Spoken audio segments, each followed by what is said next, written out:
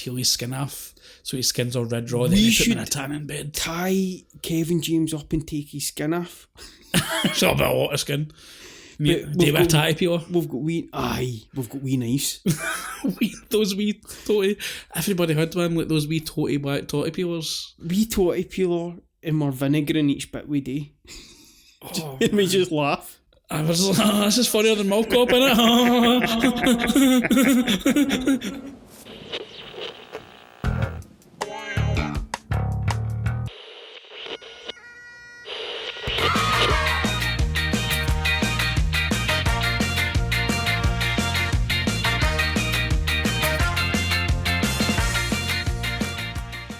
Hey, how are you, man? You alright? Aye, man. I'm after watching this. Paul Blart Mall Cop 2009, by the way. Oh, man. When a shopping mall is taken over by a gang of organised crooks, it's up to a mild-mannered security guard to save the day. I would like to apologise in advance to the listeners. I'm going to try and be as enthusiastic as I can, but this drained the lifeblood out of me. Did this get you? This is one of the hardest ones I've ever heard to watch. Were you a sad Madison? I was not a happy Madison, I'll give you that. I was a gutted Madison. You've never seen this before? The only happy Madison is Jackie Sandler, who's winning all the time. She's in this, isn't she? She gets a wee paycheck in this. Oh, if you want that money to come back to you, you cast your wife. And do you know, big Kevo James, his brother's in this. Is Gary Valentine his brother or the guy that's singing at karaoke? Is that not his cousin? Oh, whatever, same thing. A James is a James. Director Steve Carr. We know some of this guy's work. I know you know that because I was trying to do something earlier and you looked up his filmography and I was gutted. Yeah, you were fixing the mics, getting ready to start the recording, and I thought I'll do some research while I'm waiting. I flicked on the old IMDb. Movie 43. Next Friday, which is a great movie. I'll defend it. It's okay. It's not, obviously it's not as good as Friday. I'm your Uncle Elroy. see, there's good stuff in it, man.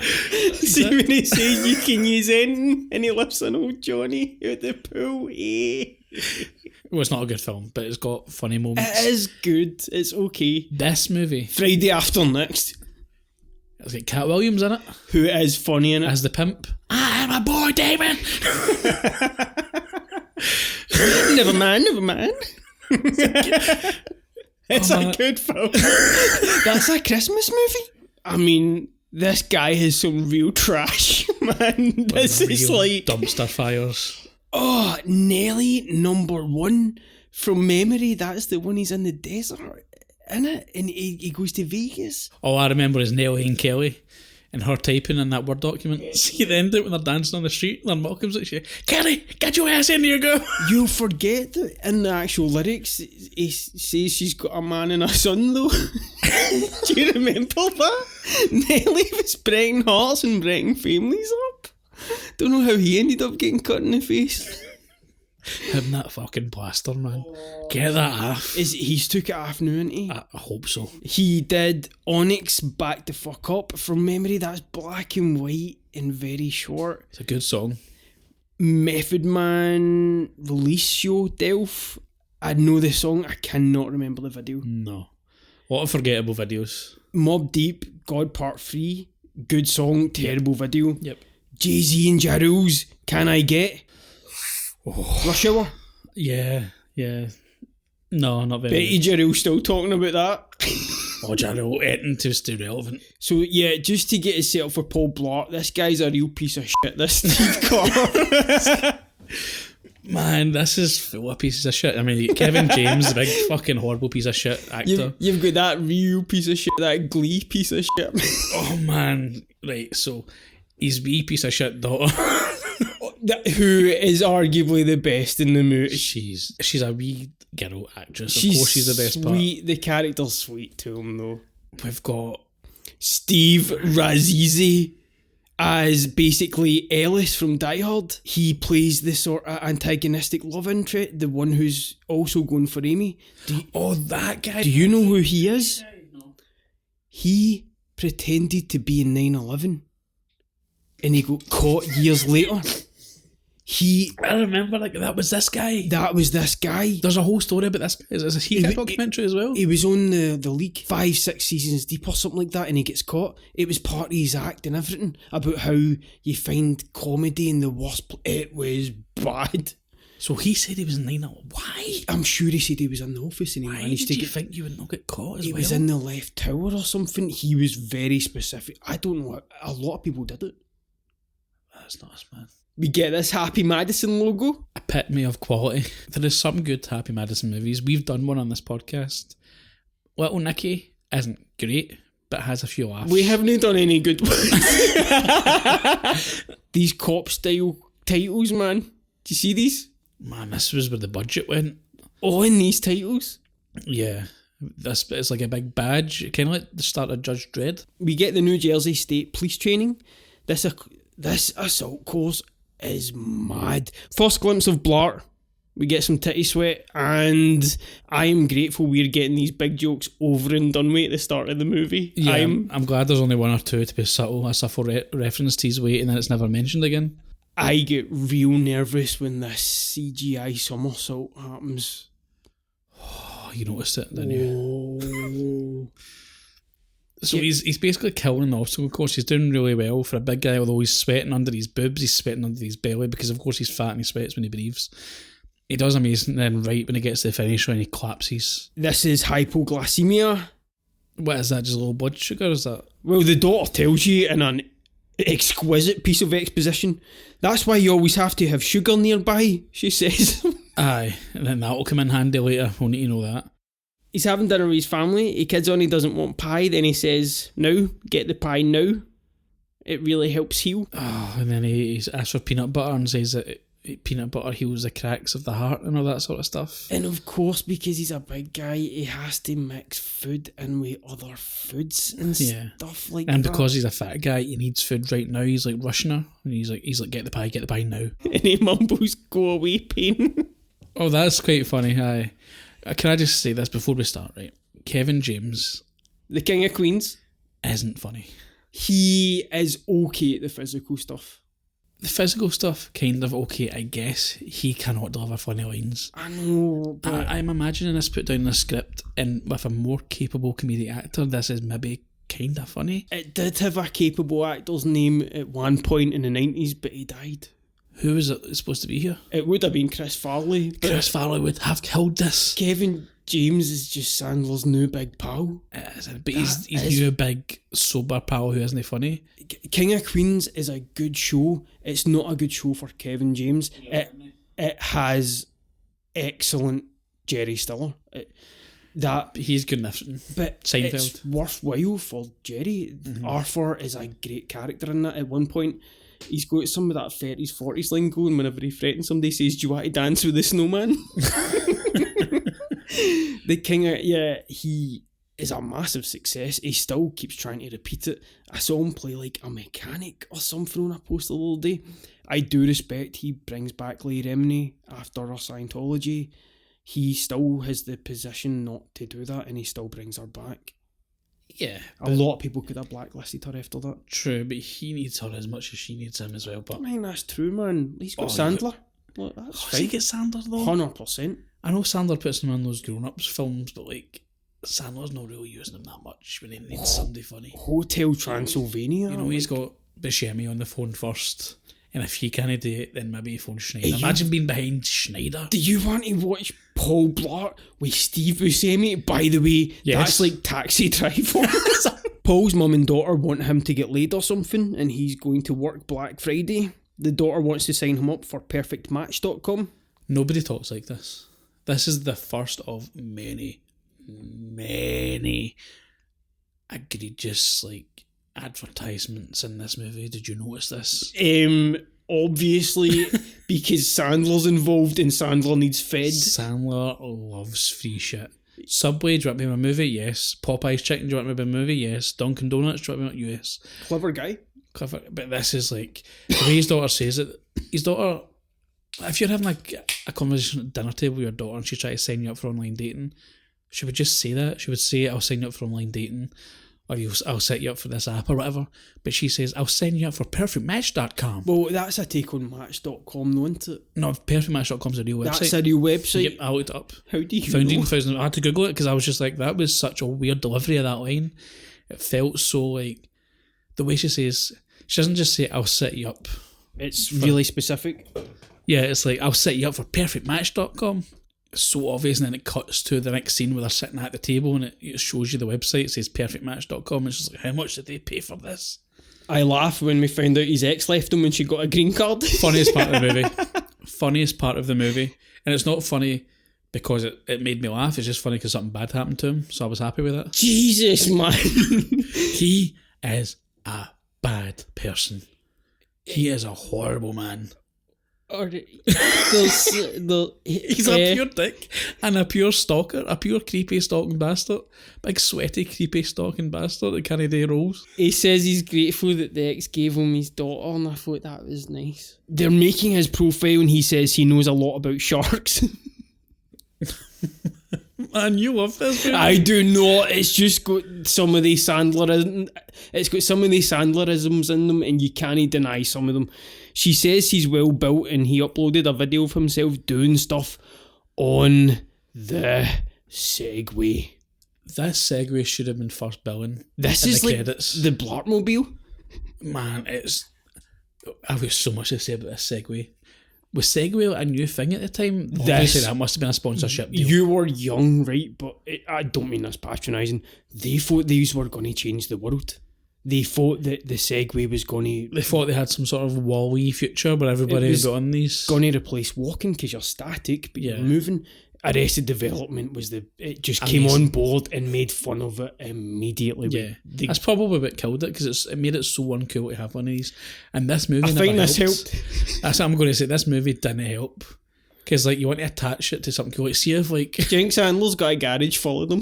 Oh man, you know he sent him about 1,000 to get his pals. Do you know what? He probably sent them out to Rob Schneider and he's trying to like sell them on some sort of pyramid scheme. I knew people did that Herbalife, man. I never signed up for that, man.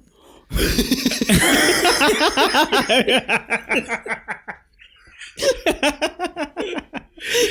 did he nearly get you? In high school. So I went to primary school with a guy whose name I'll not reveal, right? And he was a big boy. He was bigger than me. He was like a right big boy. He was like a Paul Blart size guy in primary school. And then he moved away. Like he moved to like Dundee or something like that for a couple of years, but then he came back in like high school like 4 years later, and he was like thin as a pin in amazing shape. He looked like a totally different person. I was like, oh fuck man, Dad, how you doing? Like, and I guess I must have said to him like, oh, you've lost weight or something like that, which is something I'd never say to anybody now, but in high school I guess I could be cheeky.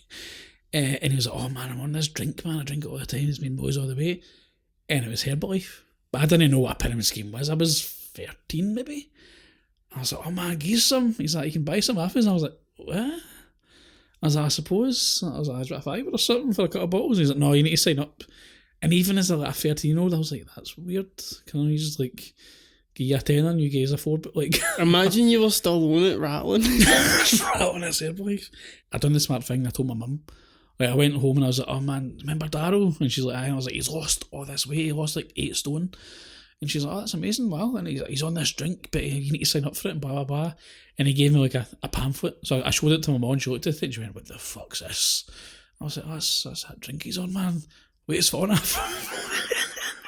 And she just looked at me like I was a fucking idiot, man. Do you know look? You ever had a parent look at you like that? As if I can't believe I've raised you to be such a fucking I imagine you're standing there, right, with a Herbalife hat on and one of the Ferrari, a Ferrari JK, and it's got Herbalife on each side here.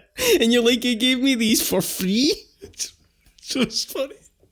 Just funny. I remember saying to my mum, I remember David Beckham had just signed for LA Galaxy.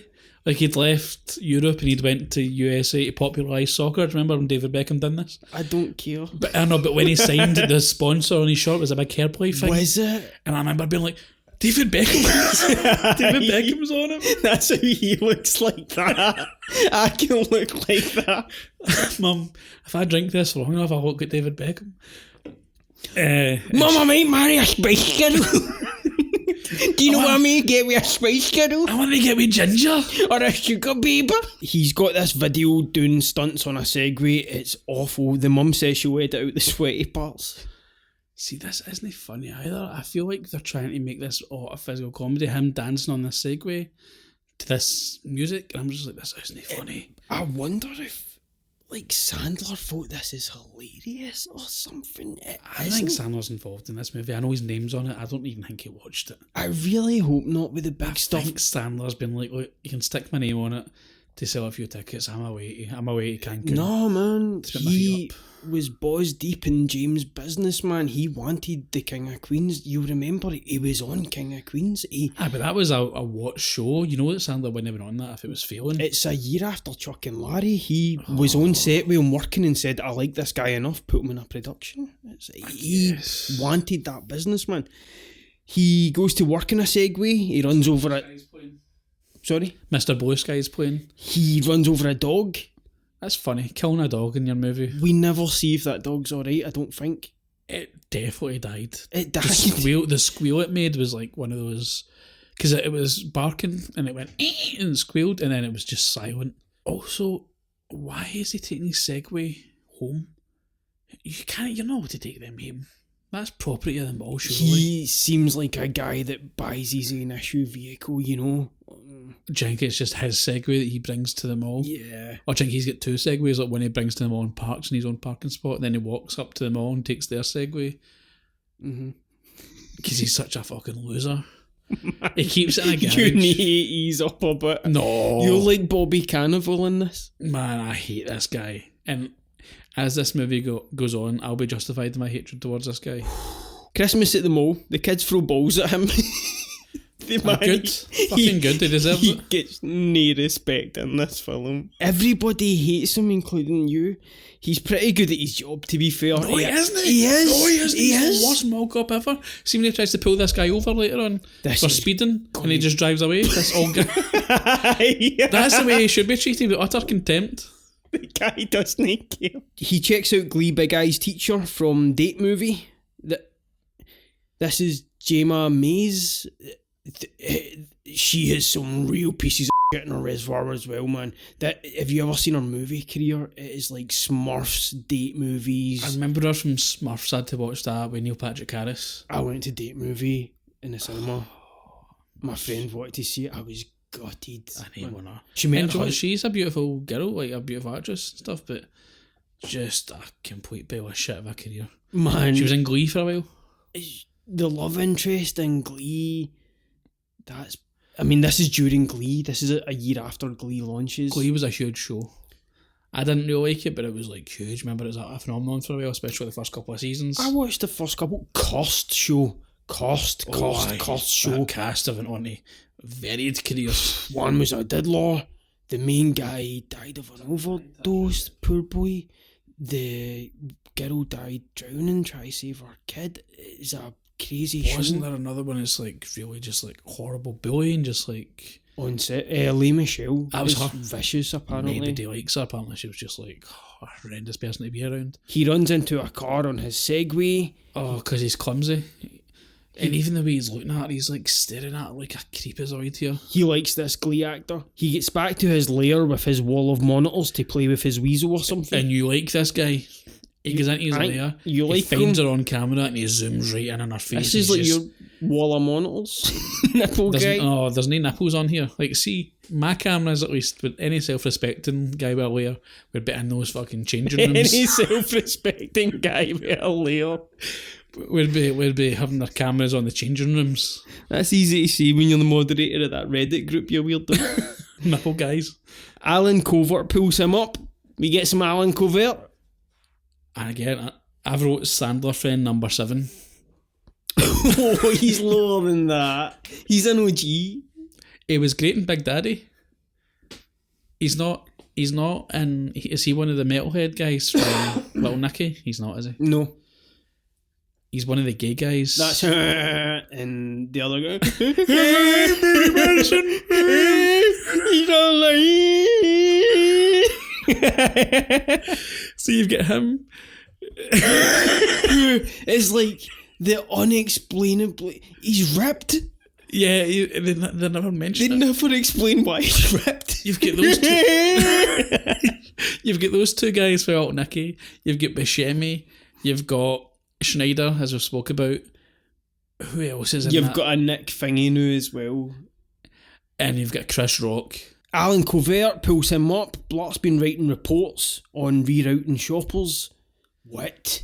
Yeah, and he quite rightly, Alan Covert, quite rightly, is just like, what are you doing? He's like, come in and clock out and shut the fuck up. He doesn't say fuck, but you know what I mean? He basically says, like, why are you taking it so seriously? You're a mall cop. Just come in, do your shift and leave. Todd from Wedding Crashers shows up. He pure gives Blart snides when he says he's 10 years deep. Blart hammers a pixie stick. Oh man, get used to that. So like a seasoned cop taking shots or something like that, or... I guess it's the aeroplane gag where he keeps on taking the drugs that keep on getting stronger throughout the thing, but he's just taking shots of it's... sherbet. It mimics adrenaline. He's taking shots of adrenaline. It's Popeye's spinach, basically. Yeah. Todd... Says safety never sleeps. I laugh when he gives him a segue and tells him to treat her gently.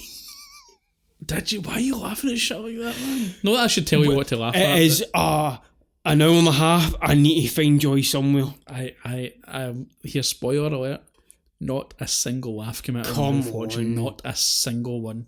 He says he can't grow a beard, but his uncle can. Why is that funny? It's no funny. I don't know. He tells him to give the illusion he has a gun. He says they have their voices. It's just that the mind is the only weapon that doesn't need a holster. Doesn't even make sense. What are you talking about? You're so angry. I hate him, man. I hate him. Do you know, see him staring at this poor lassie through his monitors in a public room as well? It's not like he goes into a wee private room. This is where all the security guards sit. This is like the staff room, and he's just sitting there ripping the feed off it. He's like, not Paul, ripping the Blart, what are you doing? He calls an old guy on a motorised cart a high roller, and they chase him. They pull this old guy over, and he drives away. He's got the megaphone. He's like, "Excuse me, sir, pull over." He pulls him over like a cop pulling over a high speed guy. Then he comes off his Segway and walks towards him with a...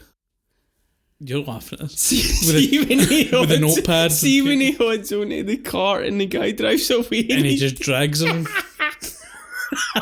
I'm laughing at you laughing. This isn't funny. I'm stone-faced the entire time being like, run over him. Fucking run over his neck. He drags him and he's like, okay. He stalks Jema Mays. This is Amy. Glee. I just call her Glee. I'm sorry. It is what it is. He asks for extensions. Asks if she does men. She asks if he was the guy that ran into that Jeep earlier. His hair's mental, man. In real life, that piece is crazy, man. Is he not accepted it now? Is he not just bald now? I think he definitely shaved it in Becky, and that was a solid performance from Kevin James. Plays a big Nazi in it. I think he is capable of doing good. Yeah. Dramatic acting. Yeah. He's not got a comedic bone in his body, I'm sorry. Like, the hairline is so sharp. It just falls... It looks drawn on, or it's definitely a rug. Aye. And that's fine, but it's just accept it. Like, see, just shave it, see his hair, what's that UFC movie he was in, Welcome to the Boom or something it's called? Here Comes the Boom. Here Comes... Oh. You can't slag that. He got Salma Hayek in that. Aye, no, she didn't get paid for that again. Big numbers. Man, she would rather Tarantino licked her feet for a fortnight than do a film with Kevin James again. So that... Calls him security guard and he says it's security officer. He makes kind of a big thing about it. He buys a wig and I really hope to see him in this. You never do. You never do. It never comes back. It should have came back. I thought because a lot of things in this movie, like the pretending you have a gun, the hot sauce that we'll get to later and stuff, like there's wee things in this movie that come back towards the end that make no sense, by the way. The hot sauce is crazy. Stephen Ranazisi shows up, 9/11 survivor himself. Stephen Ranazisi. I've just wrote some douche in a shirt comes by and calls him fat. Get used to this. Is not pretty enough to be calling this guy This anything. is what I'm saying, thank you. Because I've wrote, is he a manager of some sort, question mark? He's a pure ugly dick. He's like, he's the douchey guy, but he's the guy that should have been played by like a James Franco or something. Do you know what I mean? Somebody that can be a pure douche, but it's kind of good looking. Ben Affleck Mallrats. You need Ben Affleck and Mallrats is big, perfect. tall, handsome dude. John Hamm would have been great. You weren't getting him. He keeps calling him fat, and again, you're right though. it's so mean every single time. It's horrible. I feel for Kevin James having to read that constantly. It's fine that somebody's getting paid to do this and stuff like that. They still need to do multiple takes over and over. It sucks a wee bit. It didn't need to be so mean. It's not even the fact that it's mean. It's also not funny. It isn't funny. Like, see if you're going to be mean about somebody's weight or anything about a person, make it really funny.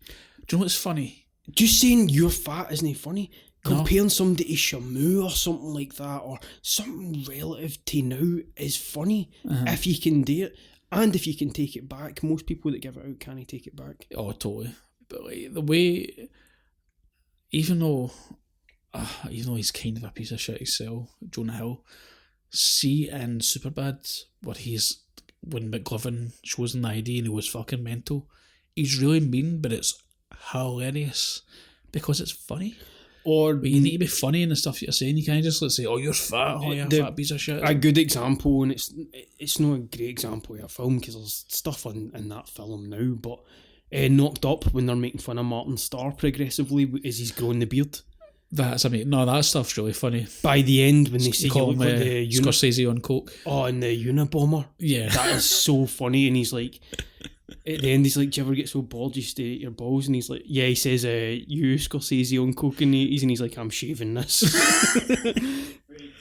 Or at least if you're going to do that, make sure that in the end you get revenge on this guy. But it makes her character less than because she puts up with it. She should be like, because I thought that's what they were going for. I haven't seen this movie. When he comes up and starts acting like a dick to Paul Blart, I thought this is the moment where she shoots this guy down, and Paul's like, "Oh my god, like she stood up for me. This is why I like her." Any reasonable, imagine I liked somebody, and you're pursuing them, and then they pure go off on somebody about their weight, and you're just like, "Aye, cool, I'll still go out with you."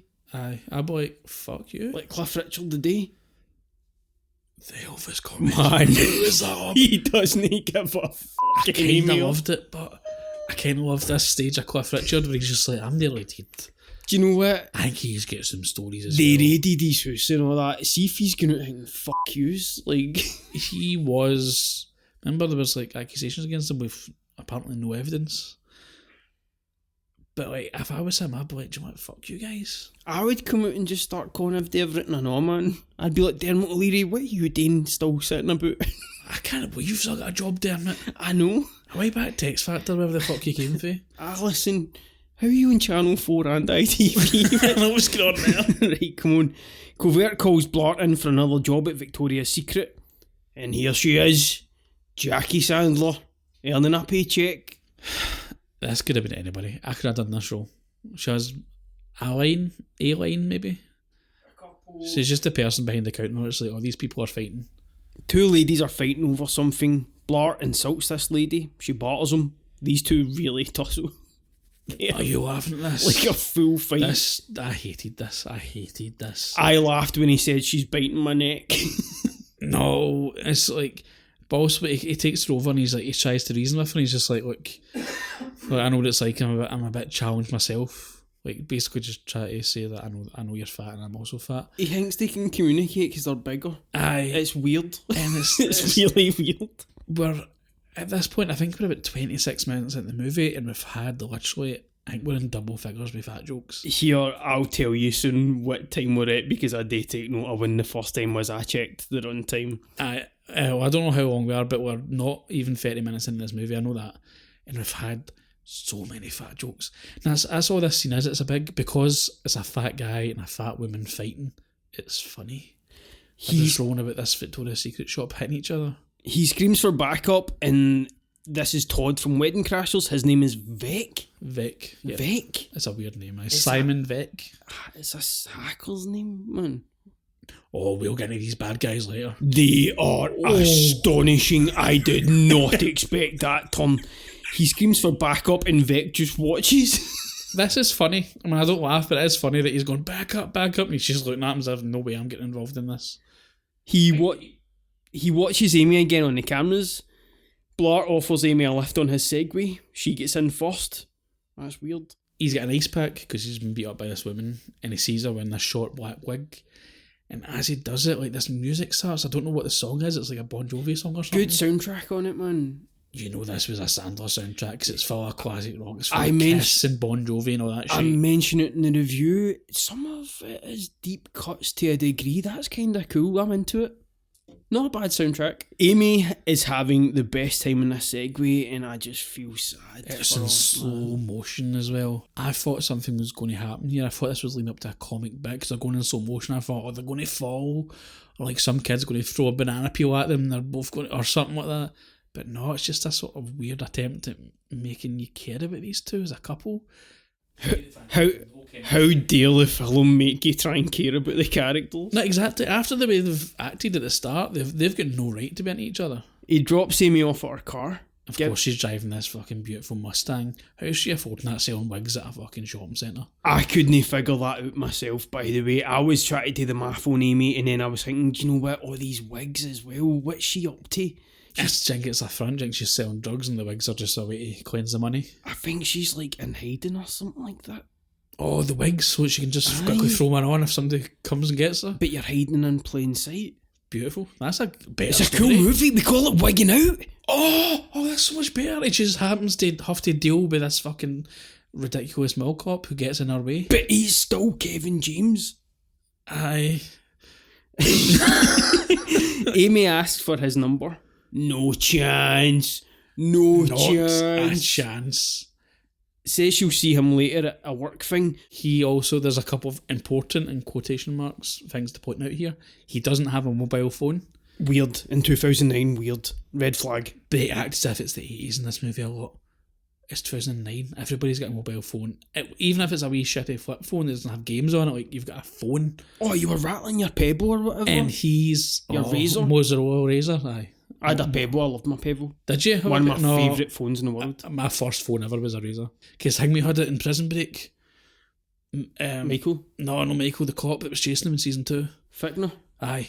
Anyway, my point is, he doesn't have a phone, but he memorises her number. And I guess this comes into play later, that he's good at memorising numbers without having to write them down. Yeah. So this guy takes his job super seriously, Paul Blart. He's right into being a cop. He acts as if he's a cop even though he's only a mall cop. He's like pulling people over for speeding. He's telling kids to settle down and all that. He doesn't have a pad and pen to write down her number. I'm not buying that. Oh, yeah, he would definitely have a pen and a bit of paper. You know that he would have like a pen and a backup pen and all that sort of stuff. That would be the joke, that he's too prepared for stuff. But the fact that she's like, here's your number, he's like, oh, I don't have a pen on me. It's like, you had a pen when you're doing that guy a ticket for going too fast in his wheelchair. It's a weird world, this Blart world, man. This blew my mind. This is where I turned it off. So, the scene coming up at the party, is that what you're going to talk about? It's not just the party, it's that Amy is leaving work to go home, to go back to the mall where they all meet to drink in a bar in a mall. Wait, is that in the... No, that's not in the mall, It's in the mall. You get an external shot and they are back at work drinking. Oh my God. Right. She went home and went back? Yeah, never do that. If you're going for drinks after work, you go after work. Once you're home, that's it. You take the Clays with you or you don't go at all. Yeah. Imagine getting back to the mall. That's like when we worked in the gift shop, going home and getting back to the gift shop afterwards. Fuck off. Like, always in an awkward location, so getting there, she couldn't have took her car at this point. She was drinking. She shouldn't have been driving. Awkward, man. I didn't know I thought they just went to a bar after work. The fact that you've said that, I didn't pick up on that. Isn't that crazy? That's mental behaviour. That's so weird. No, that's strange. Yeah. I have to get nothing to say to that. That's fucking crazy. Anyway, this bar scene, this is where I turned it off. So I watched this over 3 days on 3 different sittings because I just couldn't do it. I had to turn it off here. And he shows up wearing this jacket. I just click off. Kevin James comes in with this Hellraiser jacket on. It's like black with all these holes. I think it's like... It's some sphere gear, if I've ever seen some sphere gear. I think it's like a biker jacket. I think the holes are for like chains or something, like a Ghost Rider type situation. It's And It's like a Judas Priest jacket. it's quite a funny sight gag because he looks down at himself and goes, no. I think he thinks it's a biker bar because it's not got a pure weird name. I can't remember what it's called. Oh, it's just like McCooley's or something like that. It's not. But He's he just trying to be shows trendy. Yeah, but he shows up and he looks around and he sees it's just families sitting around and he takes off his jacket immediately. It's weird. I don't know. Again, another joke that falls flat on its arse. We get Gary Valentine as, I'm sure that's Gary Valentine, isn't it? I thought it was Kevin James' brother. Gary It Valentine. looks like Kevin James dressed like Bill Bailey. Gary Valentine, older brother, Kevin James. We get Gary Valentine, Kevin James' older brother, who was also on King of Queens. He is singing karaoke. It's just Bon Jovi, isn't it? He's singing. It's Bon Jovi, I believe. He's got like the skullet going on, long hair. He looks like Bill Bailey. He looks like Bill Bailey. He leather waistcoat and everything. Yeah, aye. I don't know if that's on purpose or if it's just how he looks. It's not the best Sandler scene. It's okay. It's kind of funny because he's being passionate about it. If he gave it to another actor, it would have been really funny, I think. Blart rattles 12 chewing gums, pure presuming. I think he's got a condom on his pickle as well. He's already wearing it. He put it on news. That's why I had to get him before I came back. So he could fit this condom on. It took him on 8. Because, like, he's not used to doing it. So he's had to he tried like 2 or 3. He bought like a 4-pack. His mom had to help him eventually. You need to roll it, son. It's upside down, Ma. She'll know. Don't I have a couple more wee Blarts on about, Ma?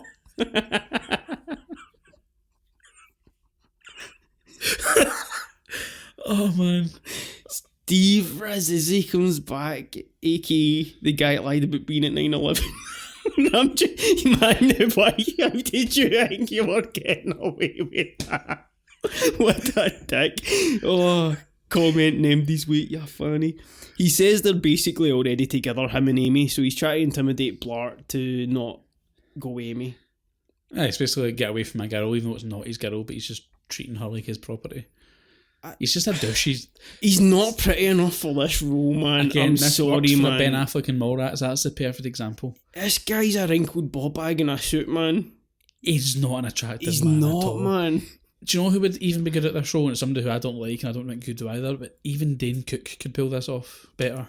If Amy was 19, I mean, you just need a tall dude in the role.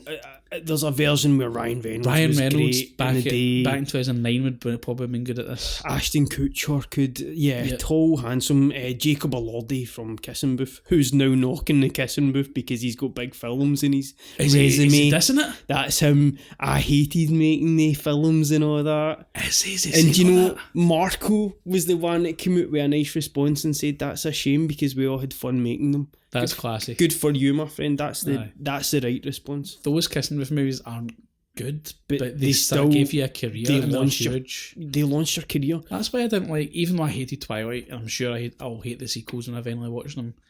I didn't like when Rob Pattinson and that were like knocking them because it's like they kind of made you, man. They were snobby about it. There's no doubt about that. You can't knock that. That is true.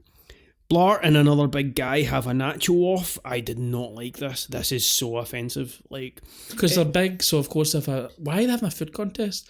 There is no context. There is no prize as far as I can there's tell. nothing enjoyable about Russian food either. And even if you're a big guy, you like to. If you enjoy food so much, you consume more. I think you probably like the taste and the feeling. But there's nothing funnier to these people who write these kind of movies than fat guys shoving food into their mouth. But it's always So unrealistic, like man. And your wee kid and your ma and all the families go to the cinema eating all their popcorn, getting fat at the same time, can point and laugh at the scene and be like, oh, look at those fat guys. It's fucking disgusting. Sandwiched in between Coke adverts and sugary fat, and it's always in. I'm a huge fan of the slasher, as you know. Mm-hmm.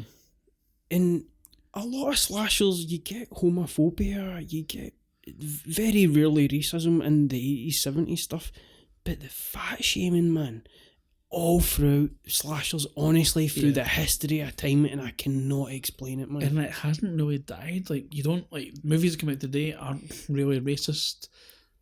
aren't really sexist and stuff. They try to be as inclusive as possible, but there's still quite a lot of fat shaming, man. In modern movies, it's kind of fucked up. They try to own it, for example, with Fat Amy, the character, in Pitch Perfect. I don't think that does good for the world, because then some poor lassie who's slightly bigger in high school called Amy. If she's called Amy, that's her is life called fucked. Fat Amy now for the rest of your life, man. It's things, and do you know what the solution to that is? There isn't one. And you and I know that. We do know that. You won't solve that. It's tribalism and stuff like that. Yeah, it's totally. absolute madness. Sorry, that I did not like this scene. No, but this is the thing about the scene as well. It's unnecessary because there's no context to it. Who is this guy that he's having this food contest with, who's apparently his friend, although he's never really introduced? Yeah. Why are they having it? Like, see if it's like, oh, there's a $5,000 prize, or there's a, so if the gag is, like, somebody goes on the mic, it's like, step right up, folks, anybody wants to enter this food eating competition, and you can win, like, a 10-year supply of whatever. And that comes back later in the movie, like, say the hot sauce, for example. Remember the hot sauce he's given later on in the movie that kind of comes back? See, it's like this bottle of special hot sauce. It's so hot that we can only sell one bottle. And whoever wins the contest gets to win this bottle. You're referring to Chekhov's pen. We never had a scene before that scene that suggested that he was good at doing that. Yeah.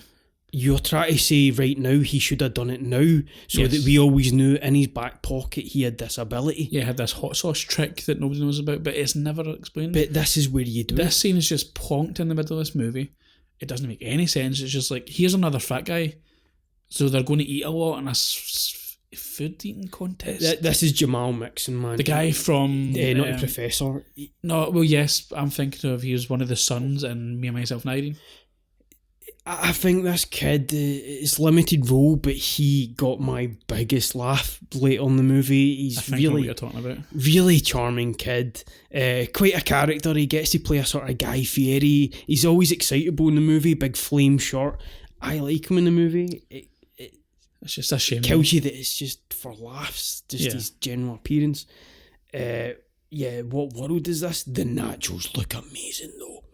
They are very crunchy nachos. They're big as well. They look like Peter nachos or something like that. Because I've actually wrote here, hold on, some kind of eating contest. Is this nachos? Question mark. Because it looks like pita bread. It's like puffy. Oh no, I'm sure it's nachos. I know it is nachos because they do say it later. It's a nacho contest. But I remember just looking at that plate and then they have like a nice crunch to it and being like, it's kind of fucking one. Best nachos ever on screen. Death Proof 2005. Kurt Russell. Big plate of nachos in that bar, just eating fuck at them. Looking handsome, man, eating nachos. Eating that, but wearing that jacket. Oh, he's handsome, man. Oh man, I'd ride in that fucking front seat with him.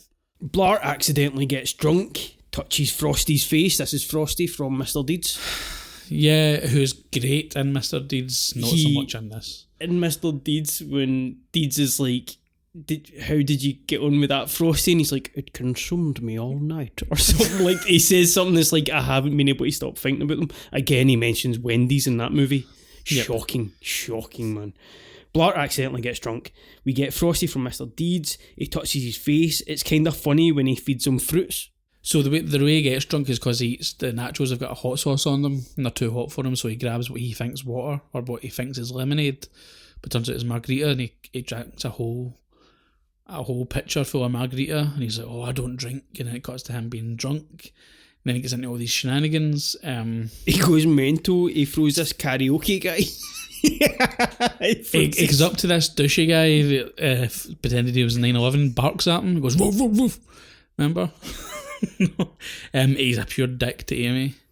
He goes up and he throws this karaoke guy to the floor. He screams, I believe in magic, and he falls backwards. No, this is the worst drunk acting I've ever seen. You are letting your hatred consume you, man. Oh, I'm totally, there's like a Darth Sidious is inside me. I don't believe this for a second, man. You've had a tough one, because I believe in magic and falling through a window is hilarious, man. What? Isn't it? If it's hilarious, if somebody funny does it. If, like, Adam Sandler did that. Because Adam Sandler's a good comic actor. I believe in magic. See, you need to do the voice, you need to have the good delivery. It's just Kevin James isn't able to do this. Because I'm not thinking that's a drunk guy, I'm thinking that's Kevin James acting like a drunk guy. They have a Thanksgiving meal.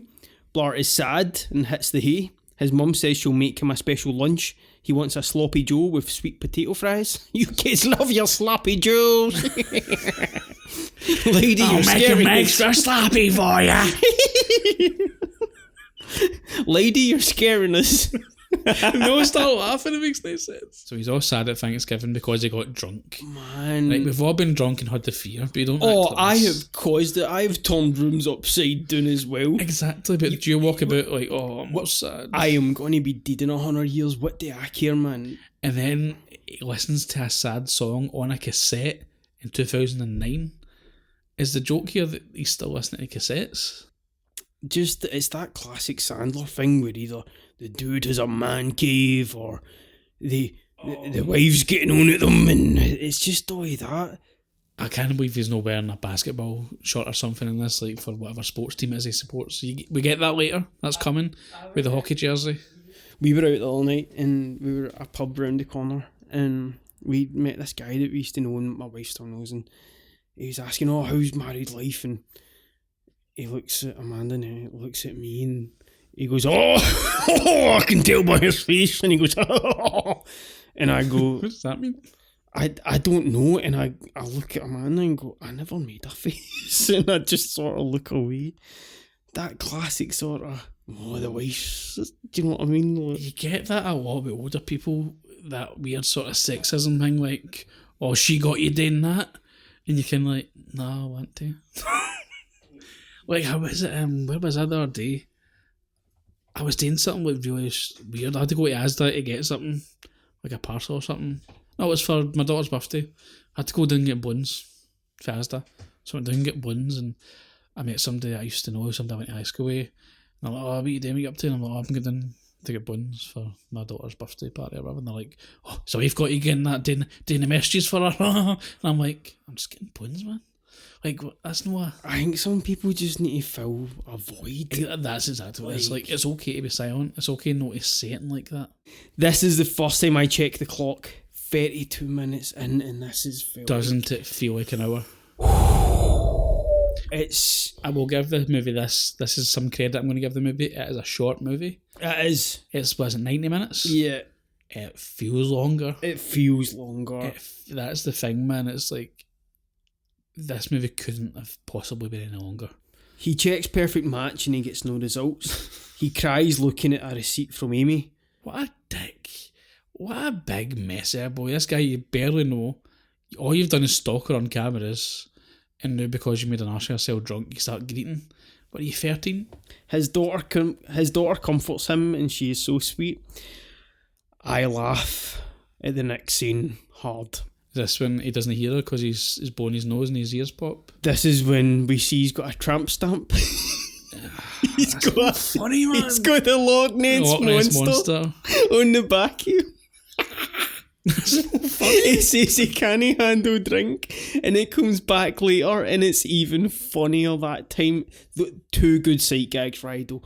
You are just in a mood, you grumpy person. I have been in the mood for 3 days because it's took me 3 days to watch this movie. Paul apologises to Amy. He asks her not to write him off. It's Black Friday, by the way. We're now on Black Friday. So the mall's choking, it's hoaching. Let's talk about Black Friday for a second. Sorry, we'll go back to the movie. Let's talk about Black Friday. Why is it now a thing over here as well? That's a relatively new phenomenon here. We're just becoming America. It's just because they do it, isn't it? But Black Friday is literally because it's the day after Thanksgiving, or is it the week after Thanksgiving? But it's just words, isn't it? Yeah, but they call it Black Friday because it's the busiest day. They called Christmas at one point for something as well. It doesn't matter all of that stuff. Black Friday's just... So Eli Roth's Thanksgiving, and it's a slasher. It's very in the vein of 1980s in a way I've never seen before. It's quite remarkable. It will sit next to Halloween and Black Christmas for me. Oh, really? It's a modern classic. I found it remarkable. And it's his most subdued script. He really contained himself and he didn't put any of the over-the-top Eli Roth stuff in it. Yeah, that was what I was afraid of. Dialogue solid. He doesn't go too far with it or anything. It's just a solid little slasher. And the first opening is usually either a humiliation or a tragedy. This is a tragedy in the form of a Black Friday event, and it nails it perfectly. It's so great. You see the greed, and it's all over a $20 waffle iron. Yeah, it always is those things. It's like an iron board or a waffle iron or a TV that's like 10% off it, which But is still... it's always tat. We went into Asda the other day. It's fair enough you need a little savvy for this kind of stuff, but it's always like a Polaroid TV that's on deal. A pure Shanner that's got like Freeview built into it. Freeview built in. Oh, it's got It's not HDMI port. 4K though. It's It won't have what you're after, really. It No. really won't. But it's aimed at people like our parents or something that want like a new telly but don't really know what they're looking for.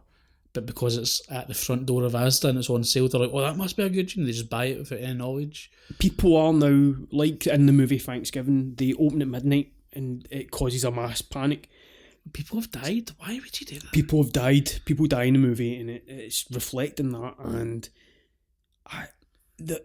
Ryan, there is not a discount in this world that would get me out to a shop at 12 at night for an electronic gadget. There's nothing that would get me at midnight. Covert tries to pull these guys up who are trying to get into the mall. They're shady, and one of them kicks the bucket he's sitting on. Yeah, that's kind of funny. Can we go back just 1 second though? No. We'll go back to the movie. You've just missed a scene. Paul is trying to buy a cell phone. He's talking to this vendor who's the same guy that was Frosty? Yeah, just Frosty. And he's talking to this vendor and he's like, I need to buy a phone. I don't know anything about phones, but they're a bit out of my price range. They're about $3,000 for a phone. First of all, what phone are you buying for $3,000 in 2009? At a mall kiosk? Yeah. First of all, he should know there must be shops. 2009, there must be an Apple store or something. A Razor or that would have cost you about 120 quid, I think. Yeah. 180 maybe at a push. Anyway, but the weirdest thing about this scene This makes no sense to me. It's so weird. This vendor's like, here, stranger, have my daughter's phone. I took it off my daughter because she's grounded or something, so here, you can have it. Why are you giving away your daughter's phone, you fucking idiot? Literally just so you can get a guy in the chair. 100%. Who, I feel terrible. I've got the character's name written down, but I don't know have the actor's name written down. This is Eedjits Kalin, who is a comic genius. This little guy is excellent. He is the best part of the movie. So funny, naturally. The charisma comes right off this kid. But of course, the most funny guy in the movie is in it for 30 seconds. He, round about this time, he with Lindsay Shaw from Ned's Declassified. Do you remember Ned's Declassified? So good, man. Kids show, Nickelodeon, really funny. Great podcast about it now where as adults they're reflecting back on it. Wild that you hear about behind the scenes in Nickelodeon. Totally recommend it for anybody. And he was in a show called Aliens in America where he came to America and it was a fish out of water story. Long story short, Eedjits Kalin is hilarious. He is bowed in this film and he's the best part of the film, I'd say. Yeah. But again, he's in it for like a minute tops, so like the best part of the film is barely in it. But the fact that this kiosk vendor just gives him a phone. He's like, this is my daughter's phone, but you can have it because I've taken it off her because she's grounded. Why on earth would you give your daughter's phone away, a stranger? That is so elaborate. Why didn't he confiscate his daughter's phone because he's freaked out by technology or something like that? And maybe his daughter is an admirer and he just talks to him and bonds with him. It's so weird. That is so weird. This is just lazy writing. It's like, we can't figure out how to... I don't think this is lazy. I think they've went about 25 different steps when they only had to do a couple. Yeah, that's, I think, what I mean. It's like so convoluted and so... It makes it look, and I don't know this for sure, but it's like that Catwoman thing. Remember the Catwoman movie? Where there was like a group of like 25, 30 writers on the one movie because they kept on changing writers. That's why it makes no fucking sense, because it's like different people kept on getting rotated in and out to write this script. That's what it feels like. Yeah. And somehow we've ended up with, he ends up with a mobile phone that's this kiosk vendor's daughter's because he had it taken off her, and she has a boyfriend who's a stalker also. It's so mental. I would guarantee this script has existed since 1993 because it felt late for this coming out then, because malls are dying, man. They've been dying for like 20 years. This would have been not a good, but this, round about the same time Kevin Smith brought out Mallrats, is when this movie maybe should have worked. Yeah, put Ethan Suplee in it then, and That was a good that's movie. fine. Yeah, that's okay. Right, Paul agrees to close up the arcade for this old nerd. Blart plays this mega decathlon game, then Rock Band, whilst these crooks take over. This is so crazy. Sorry, when he's doing this decathlon game and he's failing it because he's fat and he can't run. That's funny because it's basically just like a glorified treadmill. But the big Rock Band, did you see this Rock Band station with the big PlayStation logo above it? He picks up the guitar and puts it on. You get a big nice shot of the guitar, the big logo that says PlayStation 3. It's like, come on, fuck, man. Honestly. And he's playing Detroit Rock City, and he's playing it at full blast and getting right into it. And right, you take it because I know you've got a lot to say about these robbers, these terrorists. This is mid-noughties parkour. David Bell in District 13 is the only time I've liked parkour. And around about this period... 2 years prior, though. Do you remember? Die Hard. Yep, it's Die Hard who he was in that, and it's... Yeah, that's what I'm saying, but this was the trend back then. It was in District 13, which was a good movie, but that's the one that popularised it, basically. Was it District 13? Can I just say it? Parkour's crap. It's pure shit, but it was a craze. Remember it was in The Office as well? Remember the Office scene? That was kind of funny. Yeah, because they're making fun of how these old men Parkour! relate to the trait. Aye. They jump up, Andy jumps through the skip. It's that... And lands in an empty box. It's hilarious. I think that ended parkour for me. That was kind of it. But that's I think the joke was that they were a bit late on parkour, and it was these old white guys trying it. The kids were even getting bored of it now. It is though. It's kind of lame. It's just man. running about.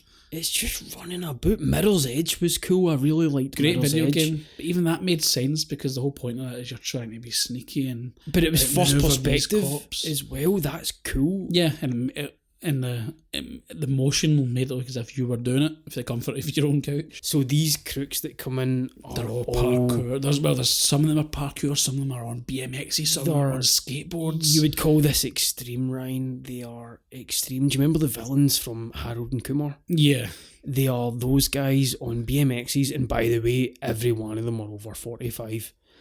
It is crazy. The casting of these bad guys is appalling. It's so weird. They've just hired the first guys that they could hire that knew how to ride a bike. Oh, these will be genuine people. They're and all just that, I stuntmen, guess. probably. I'd look up the name. Oh, if they were stuntmen, I'd look up their names. But if Yeah. they're just X Games idiots, I don't care. I think that's who it is. It's just like people for X Games that can try to be in a film and they're like, oh, fuck yeah, man, Aye, this is a man, big break. A Sandler production. Oh, it's Aye. Kevin James. Oh. Oh, fair enough. We'll get you a free copy of Rock Band. Oh, fine, I'm in. You know that's what all Sandler's pals got for Christmas that year. Schneider's still trying to sell it. He gave them all segways and a Rock Band. Vec is in on it. He's the leader. Keir O'Donnell's pretty good in this. He's okay in this. He kind of gets it. He is working with a script that is not helping him. He's fine. He tries, though, to be... Yeah. The villain's okay. It's fine. Yeah, he's fine. I've got nothing bad to say against his performance. It's just his lines, his dialogue is shocking. I think he could have done better after Wedding Crashers. Those Todd scenes are funny, Dark, man. though, man, they're really dark. Oh, they're dark as well. I just remembered we done a Wedding Crashers episode, which is a lost Pilot? Media. It was a lost pilot. We never released it, did we? No, it's a channel. It's pure shite. We went with Jackass, which was worse, I think, now in Jackass reflection. probably wasn't great. It's not a great choice, was it? I chose that. That was me. It's high. Don't be down yourself. That's our highest rated episode. The cops are outside. Blart gets a call from Pahud. He's rocking out so hard to Detroit Rock City that he misses an entire evacuation of this mall. You're trying to tell me he's good at his job? He has no observation skills at all. The entire mall is being cleared out. There's people running, screaming. There's men, women and children. I think there's gunfire. I think one of the cops shoots his gun into the air or something. One of the bad guys, sorry. And all these people are running, screaming towards the exits. And Paul's so busy singing Kiss on this Guitar Hero that he misses all of this. And you're like, oh, he's good at his job. That sounds nothing like me, a prick. Blart gets a call from Bud. They have a heart-to-heart. And this is why he got this phone. It's because Pahood can track the phone because he's he's a little creep. Boyfriend and ex-boyfriend, I think he says. This is where I wondered why it was so elaborate to get that phone. It's weird, we man. go through all this for him to get this guy's daughter's phone because this guy's daughter has a stalker, basically. This Indian kid who has GPS tracker on her phone. Yeah. That's toxic as fuck. What's this all about? I see a decent Ratchet and Clank poster. These parkour idiots parkour about the mall to steal stuff or whatever. I'm not interested in parkour, man. Sorry. I don't want to start a fight with the parkourers of the world. Look at because they jump about listening to your podcast. Do you on know the what? reg. I don't give a fuck. Send you them if you're on. into parkour, Here, man. you live pretty high up though. They might just climb up. They might come up and get me. They will, man. They'll come up on their skateboards and all, apparently. There's a point in this movie where this guy jumps off a skateboard through a glass elevator to get Paul Blart. Did you write this down? I did write that down. It's coming up, It's man. like Terminator 2, man. It's like the T-1000 coming for you. It's some of the sequences in this. Flash grenades deflect the cops from entering. Why are these cops so terrible? They walk up to this door. They've got a sensor and then a flashbang goes off, as you say, and the cops just run away. But do you know, just regroup and then go back to the door again? Again, weird world this. The cops are terrible. They just stand outside the front door of the mall. They don't even surround it. You don't see them covering every exit. They're just standing at the front door. One punk smashes up the monitors with his deck. He honestly looks my age. This guy is about 40. He is 40, man, and he is smashing things up with a deck. Bald 40-year-old, but he's cutting about a skateboard with cut-off sleeveless tee. Come on, man, trap it. Like, he nearly missed this mission because Newfound Glory were playing. Vec threatens the hostages or something. Says he fancied Amy too. Everybody fancies Amy. I mean, she's the only female in this movie. She's the only female in the mall. She literally is. She's the only female in this movie. There's her and there's Paul Blart's daughter, Small Blart. Small Blart. You know that's going to be the third one. Vec threatens a hostage or something. Blart gets noticed and chased by two 46-year-old BMXers. The goons ask Vic what to do and he says, "Oh, well, we better give up." And then he says they better stick to the plan. Yes. Sorry.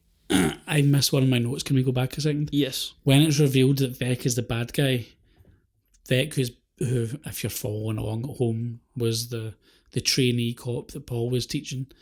When he's revealed as a baddie, he takes off his jacket. Do you remember this? And he's wearing these tattoo sleeves. No. It is the exact sleeves we used to sell in the shop. Remember kids used to wear for Halloween? It's like fake sleeves that you'd put on your arm to give yourself tattoos. I don't even remember we sold them. That's crazy. He's wearing one of them. I don't know if it's maybe because I was watching like a 4K version of a movie that was made in 2009. They're not putting Paul Blart out in 4K, mate. Are you sure? You're lucky you got a Blu-ray. See, in fairness, this was ITVX. It's a standard DVD. You couldn't even see ITVX. Sorry, can I just segue onto ITVX to play? I had to watch this on that because I don't own this movie. I couldn't find a good copy of it, so I thought, fuck it, I'll stream it. ITVX, and I'm not paying for premium. Who's paying for premium ITVX, by the way? That's a different fuck. Not to judge people, but come on to fuck. That's about 40 adverts. And it goes so slow and it freezes all the time and it's fucking awful. You might as well torrent. It's driving you to torrent sites. Because even the ones that, anyway, sorry. I'll get off my soapbox. Blart tries to pick this girl up and it's a bit funny. He's trying to be respectful. He drops her and closes the door. Long-haired guy wants to start blasting hostages. This guy's intense. This is some like Ben Foster from Hostage situation. Oh, totally, but he just wants to gas them. He just freaks out and wants to kill everybody. But we didn't speak about the vent scene, the Die Hard scene, where Paul Blart tries to escape from these people by hiding inside a vent, but his tummy rumbles because he's hungry, and that's what gives him away. No, I must have that. That's a pure big scene. Well, that's how that woman gets knocked out that he tries to pick up. Okay. So he's running away from these people. They chase him. Sorry, I stopped you there because I went back to talk about his tattoos. Go back to your notes. There's plenty of time. Blart makes contact with outsiders. The cops say they don't need a wild card. He says he's never been a wild card unless he considers the game of Uno wild. Then he wheeze laughs. Blart leaves. He triggers a motion sensor. He notices Amy's car and goes back. His boss asks what's going on. Blart says he took an oath. His boss says they didn't take an oath. Blart says he made it up. I do laugh when his boss says he presents a huge target. Kinda funny. That's another fat joke. But that's reasonably how you do it. At least that's a fat joke. It's not just like, you're fat. It's not disgusting. just a straight insult.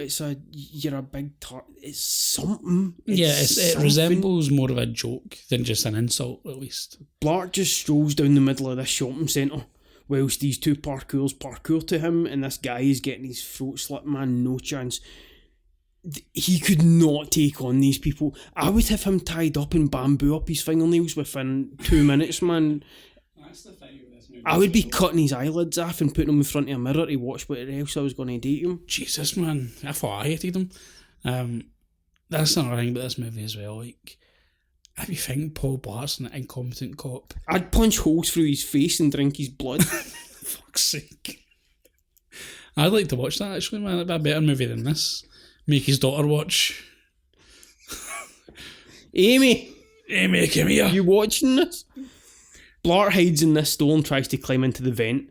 His legs poke out and he looks like the rest of the store. The mannequins are all like this. That's kinda clever. You do walk into stores and they're stupid like this. I'm fine with this. I'm fine with the fact that he's hiding in the vent. That's not smart. The part. It's what comes next that fucking makes me roll my eyes. His stomach growls and these two can't look up for some reason. His stomach growls and he talks to himself. He's like, oh, I'm hungry. They would hear him talking to himself. Why is he saying these things out loud? I know he's saying it out loud so the audience knows what's going on.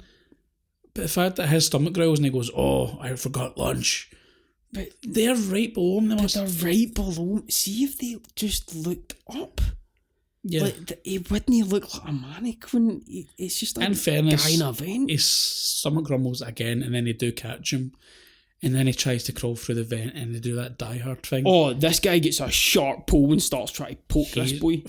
This is like you, man. He's spearing this vent. It's kind of like the Die Hard scene where he's hiding in the vent and the guy's like using the gun to poke the vents. He wants to blade this guy. He wants to bathe in his blood. Quite right. He's trying to turn this fountain on. He's trying to like stab him so he gets the blood. You just see like the dripping blood come through the vent. He turns under it with his mouth open. Licks it. Oh. And he's like, oh, it's all sugary. Oh. He loves parkour and warm blood. Blart checks in with his boss. Blart tries to pick this girl up and it's a bit funny. He's trying to be respectful. He drops her and closes the door. Yeah, this long-haired guy, this is a play on Carl from Die Hard. This is basically just Die Hard them all. This whole movie was done better in a 20-minute episode of Brooklyn Nine-Nine. 100%. This is how you do this. Watch that episode of Brooklyn Nine-Nine. This is how you do this concept, but it's really funny. And it's not stupid. Sorry. Bobby Cannavale shows up, says he's in charge. He comes from another movie entirely, man. He thought this would be a thriller. He was told this is a thriller. He was like, this is like Hostage. This is like, what's that Samuel Jackson movie? He was like, that Sandler, is this like the negotiator with Spacey? And he's like, and that's what he's doing. He comes in pretty serious in this role. God bless him for trying. He's a good actor. I like Bobby Cannavale. He's in a lot of good stuff. Sex and City, he's good in. Yep. The final season of Boardwalk Empire. Boardwalk. He worked with Scorsese again in the record show that only had one season, Vinyl or something like that. The Rolling Stones thing? Yeah. I think it was about the magazine Rolling Stones. Wasn't great. Didn't watch it. Seen the poster. It was him and Olivia Wilde. Love him and the other guys. So funny. Yeah. And the other guys. He's a good actor. He's a very Too funny good actor. for this movie. Married to Rose, who I love, Australian. Oh, you fucking love her so much. Whose name we're both forgetting right now. But I know. Oh my god. I talk about it all the time. The Australian. Rose Byrne. Rose Byrne. She's great. I mean, if you can marry Rose Byrne, wow. Blart tries to slide along the mall floor and it's quite funny because he just sticks. His name on. I'm rolling my eyes. I think this is the second time I turn it off. He tries to slide and only makes it like halfway. Kind of funny. And then he stands up. Oh no, he shimmies along.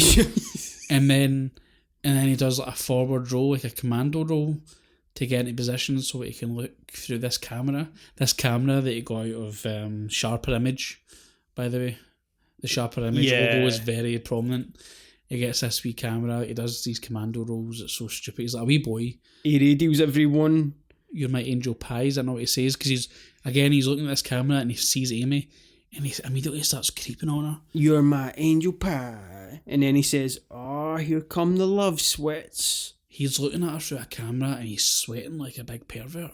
Carnival says he knows Blart from high school. Says he set him on fire. This is funny. This is my only laugh. Right, I'll take that back. I do laugh once in this movie and it's You need to finish the whole sentence. Hold on.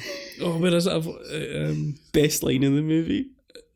Kent recognises him from high school. He says he set him on fire at a pancake festival. Pancake festival? Something about that is so funny, man. I don't know why. That did get a laugh out of me. I'll give you that. That's one laugh. Blart sneaks in to let them know he's there, and he runs away when the skateboarder comes for him. He hides in a tan bed. Blart then traps this guy and crushes him to bits in this tan bed and turns it on. That would kill this guy. He full on gives him a blast of UV radiation. I mean, not really. Have you seen Final Destination 3? No, but what I mean is, like, he turns it on and he just knocks him out and puts him on. He's a sick bastard, man. But we need to tie him up and just take a big pole, man, and sit him on it, but keep sitting him. Like, have you seen Cannibal Holocaust? No, aye. Put him on a big pole. Yeah, aye. No, I was going to go up through the moof. I was going to go more like a tanning bed situation where we would just peel his skin off, so his skin's all red raw. Then we put him in a tanning bed. Tie Kevin James up and take his skin off. It's a bit of water skin. Do you have a tatty peeler? We've got wee knives. Those wee totty. Everybody had one, like those wee totty black totty peelers. Wee totty peeler and more vinegar in each bit we do. Oh, made me just laugh. I was like, this is funnier than Mall Cop, innit? And he's pure, stop it, I've got a family. I don't care, Mall Cop is terrible. You deserve this. That's attempted murder. He put him in that position. He's getting done for a few things in this film. He uses a bra to tie it together so it can't go out, but then he does put the wee glasses on him. I thought he was setting up a booby trap. Oh. The long-haired guy says it's time for some big game hunting and then skateboards after him. Another fat joke. Blart gets in the lift and this guy busts through the glass. This is like the scene in Terminator with the T-1000. First of all, he uses a skateboard to go up this ramp, which is conveniently placed in this mall. Goes up a ramp and jumps through a glass elevator with the landing by head. I played Tony Hawk's, man. There's definitely ramps in malls. Oh no, man. there is, and it's all downhill. It's all downhill. Vagrants always want to comment on your skateboarding, give you letters to complete your score, the whole thing, man. Videotapes are just in the ceiling. If he's playing horse, it's brilliant. Blart gets in the lift, this guy busts through. Imagine you lost your life doing that stunt on Paul Blart Mall Cop. You'd be too embarrassed to say. You just say that I died. What do you mean you would say to who? St. Peter? No, I mean, like the director, like he's dead and you're like, oh fuck, we need to phone the family, and they're like, oh, do we phone him and say that he lost his life in Paul Blart? No, say that he was doing Mission Impossible with Tom Cruise or something. And he died in some sort of cool airplane crash. You know how somebody died on the set of Gone Fishing with Joe Pesci and Danny Glover? And that movie's dedicated to them. And can I just be even ruder and say, see how somebody died on Deadpool 2? I didn't know that. She literally drove into a wall on a motorbike. It sounded terrible. And it's just like, oh, that's awful. Imagine you died on that movie. And that is an excuse for, in some instances, CGI is totally fine. Like, I don't want to see that at the risk of... But again, stunt people don't like that because there's the amount of job where they want to do these things. I guess it's on them if they want to do that. I mean, if you're willing to drive headfirst into a wall, that's kind of on you. I'm done with bullets though, like fake after the whole fire and stuff. Brandon Lee and... Was it Dirt? Was that the name of that movie? Dirt, with Baldwin. After that, I mean, it should have been done right after the Rust. Right? Rust, sorry. after the quote should have been done.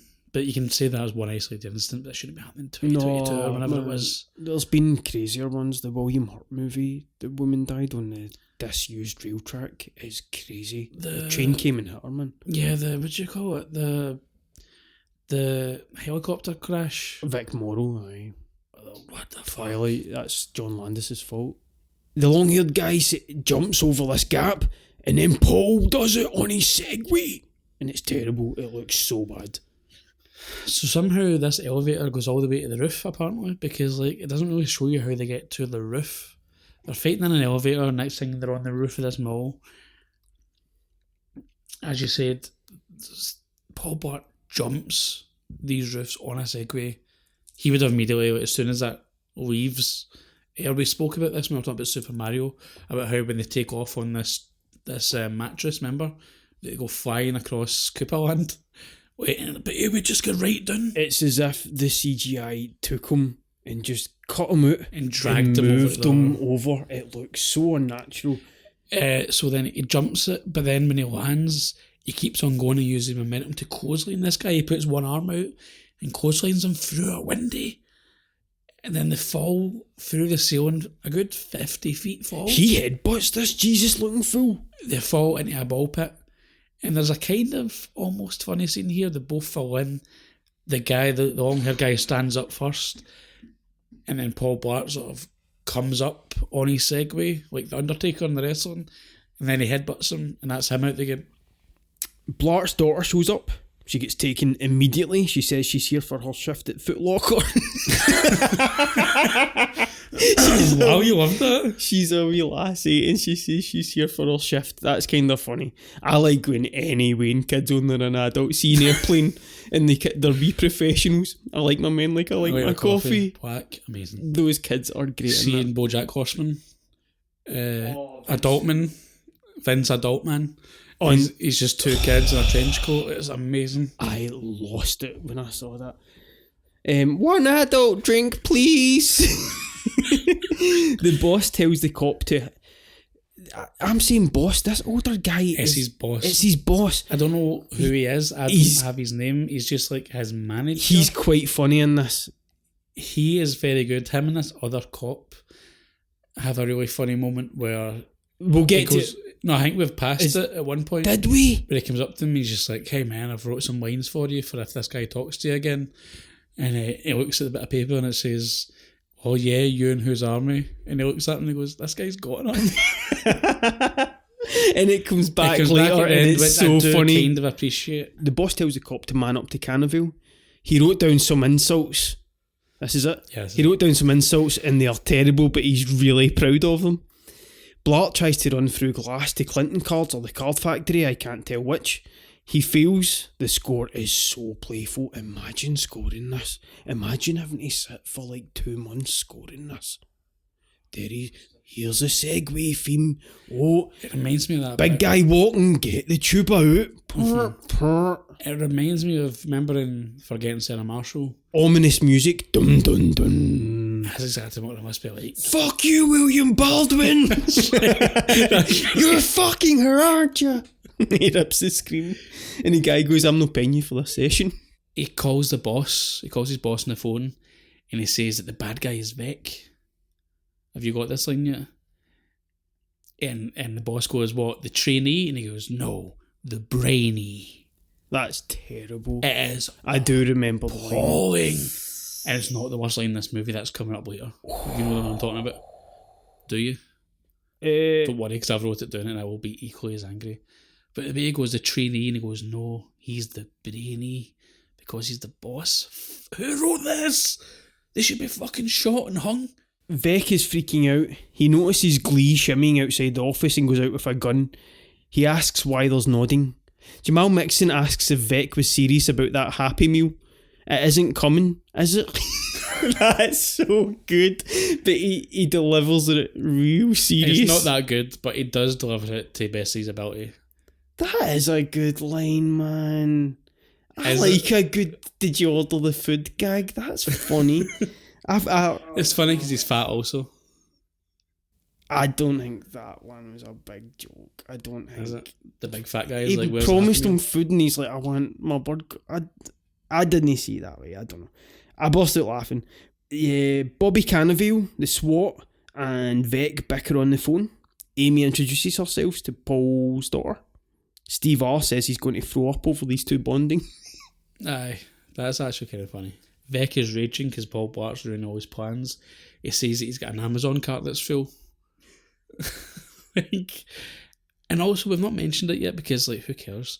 But there's this weird subplot where all the guards have got these codes written on their wrists in invisible ink.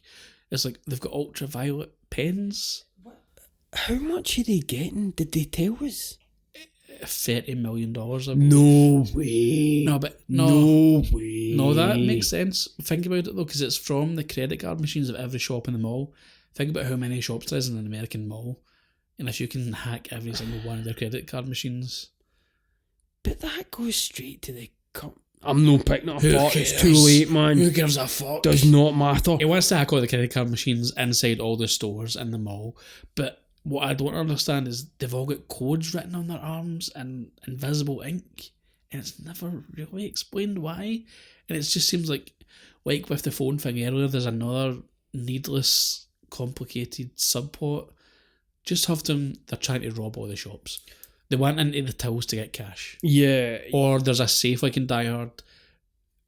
In the bank in this mall, there's a vault and it's got X amount of dollars. Die Hard does it best though because you don't care what's in that vault. You just know they need to get it open. And, and at the end, when it does go opened, and fucking Mrs. Die Hard says this to him, says you're nothing but crooks.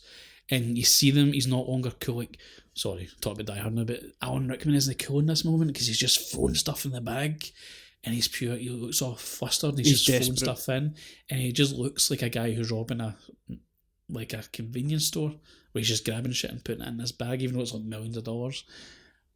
Anyway, sorry. Paul heals up. It's a tiny scratch. This was played for a huge gag and it does not work at all. Another Die Hard reference here. This is the scene His where he's feet. pulling the glass out of his feet and he's talking to Al on the phone at the mirror. This is that scene. But the joke is he's got a wee tiny graze and he puts a plaster. But it's funny because it's a little girl's plaster. It's got a little pony on it. Hello Kitty pink plaster that's really funny. It's funny because he's a grown man. Again, if this was me, he would be picking bamboo at his fingernails. Paul calls his daughter. She asks how his blood sugar is. He says it's okay. Vec is raging. A skateboarder. At this point, a skateboard wheels in alone and we hear a whistle. Vec follows, no one is there. There's no way he could have done that and got away in time. And Vec just writes, he just goes whatever. It's a weird scene because there's two scenes like this. There's a scene where Paul Blart sneaks into the bank, squats down, goes through the queue, like goes through, like, see the partitions that they've got up, and he goes round them because it's just no funny. And then he knocks them all over and runs away to cause a distraction, but nobody chases after him, nobody follows him. It doesn't make any sense. He tools up, we get this montage of him like home alone in this mall. One of these crappy toy robots that they tried to mass, and they sold it as looking really cool. A Furby looked cooler than that. They and were it was shit out. back then. I mean, it was supposed to be advanced and it's all no that, different and for the fucking robot for Rocky. Happy birthday party. It's the same thing. But like a Furby was out 10 years earlier and that was way cooler. Yeah. A Furby was way better Even than like this. Tamagotchis were... Tamagotchi's better than this. Toys got worse, man. Oh, 100%. They did. Like, they were way... I know that's the line. They were better when we were away. However, action figures had more articulation. Yeah. The materials they were made from were better unless you want to pay £45 now for one. He tools up, we get this toy robot, he picks up a fish tank heater, he looks at the trousers initially, the direction on that scene is not good. It's shot above the trousers so you can't make out initially what it is he's gone through. I still don't understand. He's working his way up the trouser waistlines. For the extra large. Actually, again, another reasonably funny joke regarding size because you've took the time to say he's working his way up. But they cut it terribly. and you don't see it in the sizes on the trousers. But you can't even make out that they're trousers. Yeah, it's just like, it kind of looks like belts attached to something. It looks like belts. It's really dark, and you've ruined one of the better jokes if you're trying to do that about somebody's the size. fact is that he's trying to get this new outfit. He's tooling up. He's like, it's his Home Alone moment. Do you know when the Home Alone music plays and he's doing up all the house for the intruders? But give me this movie. If you're going to make a family cop movie, make it Home Alone in a mall. That's one of the biggest problems, and I mention it in the review. Anytime you market a mall movie, everybody should be getting excited because everybody wonders what would I do in the mall at night if nobody else was here. You would get the toys and you would go wild. So much fun, doesn't it? And that's what it should have been, but he just jumps about and re-jumps about the same locations. They clearly could only tape off one section of the mall, and that's what they had to play with. But again, there's a lot of just grey hallways that he's running down in this. Grey hallways. Rooftops. Where was he on slides? Where was he playing with Nerf guns? Where was he doing That's none of that's in this greatest movie. hits that we would all do if we were in the mall at night? Even Mannequin done Mannequin done that great. That Mannequin might be the best at showing you how much fun you could have in a mall, playing with the big mannequins and all that, touching how much them, fun they were having. They weren't drilling holes in them and packing full of meat. He drives through the glass at Clinton Cards on the Segway, turns on a fog machine. It's Clinton Cards or the Card Factory. There's only 2 card shops, man. Just laughing because this is pure American, but like here it would be a Clinton Cards. Earlier it's Clinton Cards or Card Factory. Is There's it? only 2. It's Hallmark. Oh, of course, aye. Turns on a fog machine. He looks through birthday cards. Yeah, it takes time. I didn't know why he was on that birthday Kind of card. sweet. No, but it doesn't. I missed the part where it was Amy's birthday, so I didn't know why he was doing this. It's sweet. So I'm like, why are you wasting your time, you fucking idiot? This No. terrorist. Your daughter is being held hostage and you're looking for birthday cards? He tries putting codes into some daft device. I'm not talking about the codes and all that. No, who cares? This is Nobody cares. Blart impersonates a cop. Bobby Cannonville's going to catch sight of this, come in, shoot him in the head and put the gun in Vic's hand. That would be amazing. He will be raging if he impersonates a cop. There's this bit where he gets on the PA system and he's just like, hey, Vic. Is that his name, Vic? Vic. Whatever. It's shocking. He gets on the PA system and says, let's meet up and deal with this. You'll catch me at the corner of Niv and Air. Never? What the fuck is this script? What is this? It's rough. Who looked over there? Who You know gave what the it final is, say don't on you? this? This is a PG. It's so PG. It blew my mind. Because there's this should have been a PG-12. You could at least get some stuff in there it is that's absolutely funny. no swearing in this movie. Because there's a moment where he's like, I'm going to freaking kill you or something. It's like, you can tell that there's no swearing. And they don't even say shit. I think at one moment he goes, darn it, or something like that. And Shnikes! yeah. Made up word. Funniest thing in the world. Yeah. Because he's funny. They don't even care to give him something like that. No. Something that's made up that you translate as a swear word. Yeah, yeah. Like calling somebody a nerf herder in Star Wars or something. Yeah. Have him saying that. So he gets on this PA and he's talking, but as he's talking, he starts slurring his words. His daughter's like, oh no, it's his blood sugar, and then he passes out and smacks his fucking head off the thing. And I'm like, good, I hope he's dead. Let's talk about the next scene where he wakes up and he needs to get some sugar cane. You take it. I was boking during this. And it's no just, that's where he works, and it suggests that he just sits in his own filth all day, man. There is lollipops and stuff all about the flare.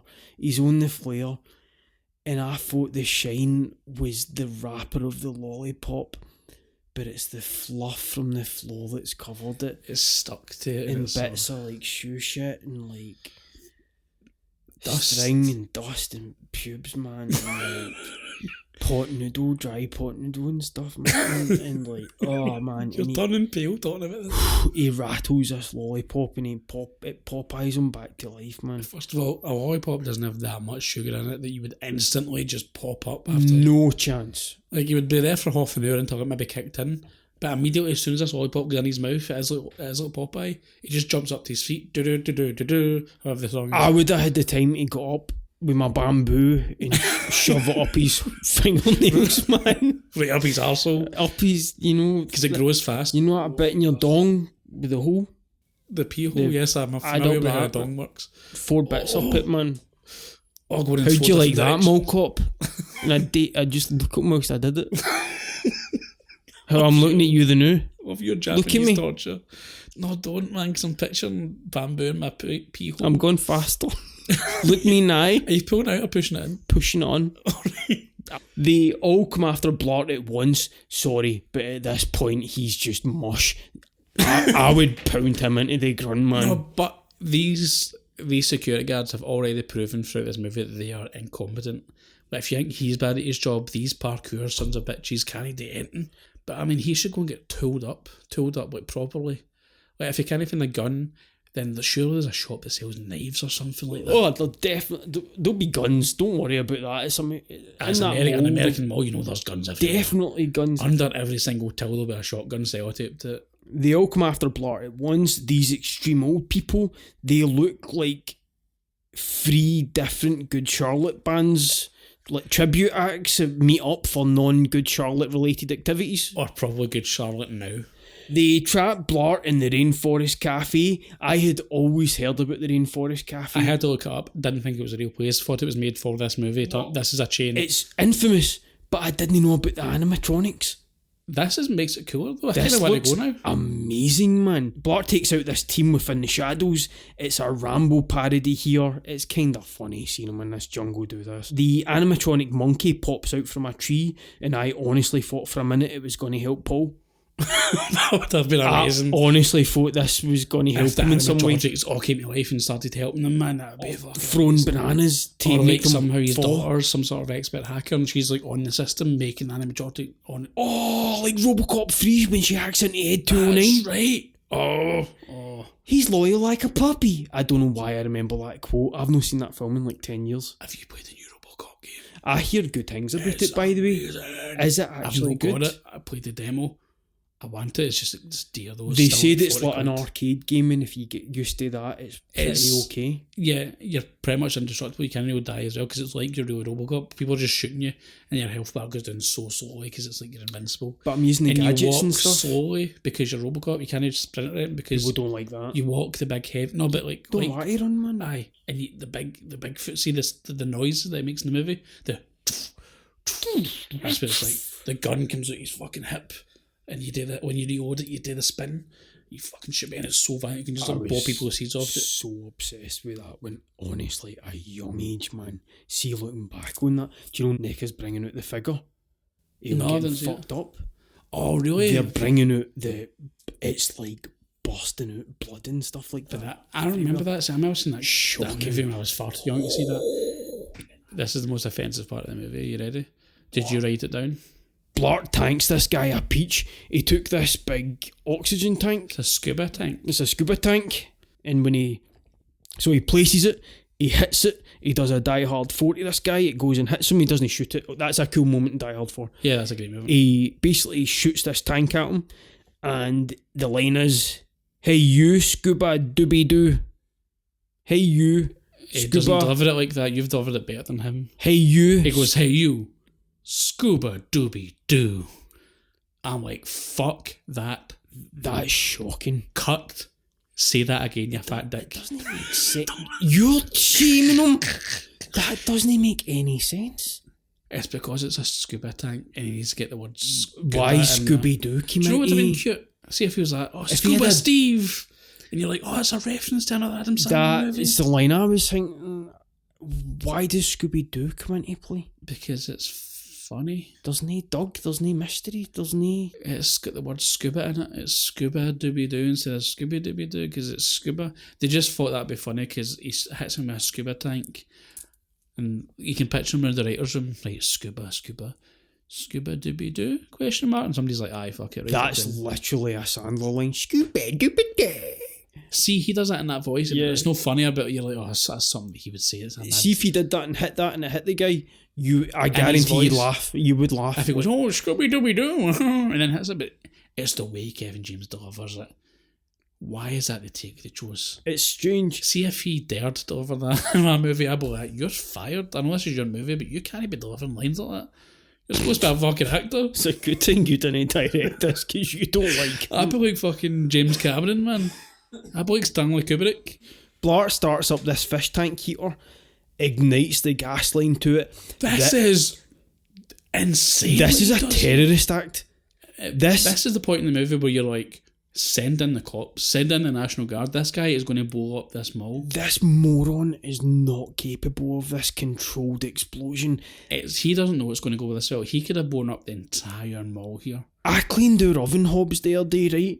Oh. And I was scared to turn them on for about 4 hours after it. Do you know why that is? Because the bleach or something? Because I'm an idiot. And I could have left something on it that went up. And he's doing this. Would you trust me with any controlled explosion? Be honest. No. And Paul Blart has shown nothing but incompetence for this whole movie. It's not as if he's been cool. Like, see, like a Rambo or a John McClane, they're cool enough you're like, he can do anything. I believe that he can control this explosion just because he's cool and he works well under pressure. This guy's an idiot. All he's done is fuck up. And he breaks this, is it a hair straightener or a curling iron? And he Fish tank heater. A fish tank heater. He breaks the glass round it so it's exposed and then puts it beside an open gas flame and just walks away. And I'm like, you could set up the entire, like... And immediately, by the way, he has some time for this, but that would have went up relatively a spark. A couple of seconds. The cop says Blart is a badass. A punk sees the gas line heater and goes, "Oh, nah." And by the way... Did you hear that line? Yes, it's terrible. He goes, "Oh, nah." I don't know if he even says it at the time or if that is like dubbed in later. The Blart explosion happens, but and this takes guy out... dies because that guy who says, "Oh no," doesn't he make it out of the kitchen in time? This explosion is massive. That guy is dead. Literally, he blows up a quarter of this mall. The whole corner, huge. The whole wall comes out. Like, this is a massive he explosion. Would get charged for this, guaranteed. There's no way around because it, man. That guy who's in there is dead. There is no way. He's either dead or he is severely disabled and disfigured for the rest of his life. Property damage. It's millions of dollars worth of damage. A lot of trouble. Blart hanging on this wall on Ivy. What's this about? I don't think so. Hey, first of all, how's he getting up there? I don't think so. And second of all, how's he getting down? How come in every other scene we see him trying to climb like a wall, but he's done this? I think it's just because he's seen these guys do parkour and it's like he's got one of those superpowers, but if he sees somebody do something, he can then do it. Remember your guy Peter Pacelli for Heroes? I pulled that out, man. Me, I shocked myself. You are the only one talking about Heroes that for the first writer's strike, man. It's 2009. This is relevant at the time, probably. You're still wanting to save the cheerleader? I couldn't save the world, man. I couldn't believe that came out my arse there. Steve Razizi, the one that Kiddie Doney was in 9/11, he basically does an Ellis to Amy. He rats her out immediately. He pure rats her out. Vec gets the phone. Blart, distracted. This number 2 with the robot toy. He has disguised himself as this hockey player behind him, Batman Begins style. Time to put on an entire hockey goalie outfit. He's got the whole outfit, including the padding and the mask and the hockey stick, and he's standing there like a mannequin, and he takes this guy down. It's a good move, man. No, it's a slick move. He gets him like under the leg, just sweeps him, then hits him. This is where I think in the movie he should turn into a badass. I mean, he's already blew somebody to bits. He's now killed somebody. He should just get his blood first here, and this is where it should turn into Rambo. And he just starts breaking necks, man. Starts bambooing people. Because they did it to him. Aye, this is where the movie just takes a pure dart turn. He just kills all the terrorists. And then he walks out the front door and he's like, "You can deal with him." And he's smoking a fag somehow. And he comes out and he's got Amy in his arm, he's got his daughter. He's like, "Right, you go, he gives his daughter like some change to go and play on one of those wee rides, like the wee Bob the Builder thing, and he goes into the car and fucks Amy." Credits. I did not expect that at the end, man. It's made a better movie. That wouldn't have been a PG. Vec calls Paul and slags his perfect match profile. He knows that he's got Paul's daughter at this point. Paul sends this hockey player get up on a mannequin on a Segway, and Vec falls for it. This is ridiculous. He runs at the mannequin with a gun, unloads a whole clip into it, shouting, Blart! And then he gets up to it, looks at it, still isn't convinced. He has to take the mask off to see that it's a mannequin. Because the fact that it fell on its side when no blood came out, it wasn't enough. Vec's going to get about 50 years for this, probably. It's going to be is severe. Imagine terrorist attack. Paul Blart took you down. I'd Brooks it, man. You would need it. Oh, rope around the rafters. You can show your face in that cinema. Who took you down? Oh man, this hard-boiled cop, man, we've been fighting for ages. I'll get taken down by a mall cop and his daughter. You'd be like, fuck you, man. See, if Kevin James was in a detective story, it would be called Hard-Boiled Egg Cop. Because he's big. In it, though, they would find food things to say about him because he's big. They think that's... They'd be doing that scene where he's doing a stakeout and he's eating takeaway food because they're always eating takeaway food at the stakeout. But like, then he sees the guy come out the building, but he's got like a hoagie in his hand and he's trying to like put it down, but he spills it all down himself and he's trying to find his keys to start the car, and then he loses the guy. And he has to go and see the sergeant in the next scene, and it's like a black guy with a mustache who's shouting at him. And like at the end, like the grease from his food helps solve the crime somehow, and he's a genius because his bigness helps him solve crime sometimes. And then he gets a medal at the end, and he's celebrated for being the worst. And he's still big, and society still doesn't like him, even though he's a good person. Shame how that works. Check on the hostages. Jamal Mixon is being lifted up into the roof, and it pure isn't happening. Kinda funny sight gag. I like when Paul Blart basically says, we can't do this. He's like, this isn't happening. This happened to me. What? I was a very big kid. How big? Oh, I was a big kid. Bigger than me? You know, man, I know I'm big, and I was a wee chubby kid with a mushroom, and we were up at the garages. That's your hair, you're talking about your mushroom. Big mushroom, man.